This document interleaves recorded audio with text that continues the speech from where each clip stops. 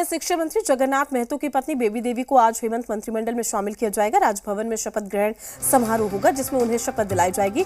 लंबी बीमारी के बाद ही 6 अप्रैल को जगन्नाथ महतो का निधन हो गया था।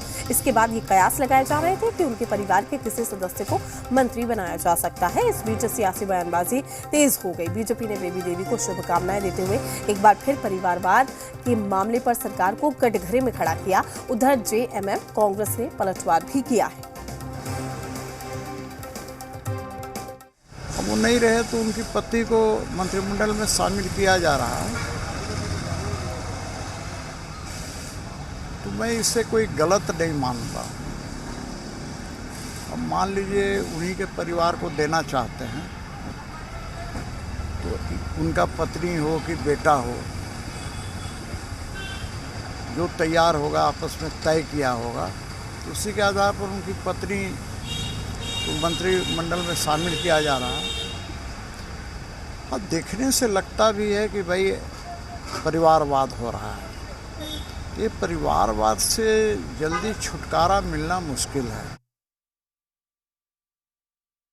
जिनका अपना परिवार ही उनके साथ ना हो, वो समाज और देश को और देश के लोकतंत्र और संविधान को क्या उस पर आस्था रख सकते हैं?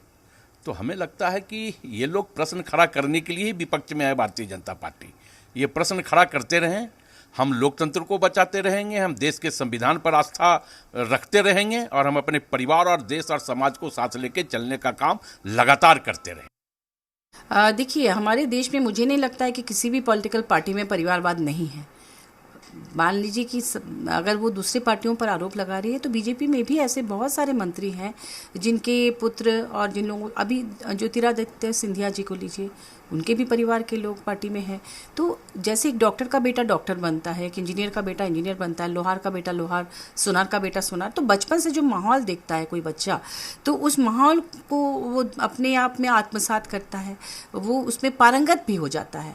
तो इसीलिए अगर मान लीजिए उस परिवार से कोई योग्य है और वो आ रहा है इसमें, तो इसमें किसी भी तरह से मुझे नहीं लगता कि बुरा है। अगर उनमें काबिलियत है तभी तो जनता उनको चुन के भेज रही है। महाराष्ट्र की सियासत में रविवार को बड़ा खेल हो गया। महाविकास अघाड़ी की ताकत माने जाने वाले एनसीपी को बड़ा झटका लगा। एनसीपी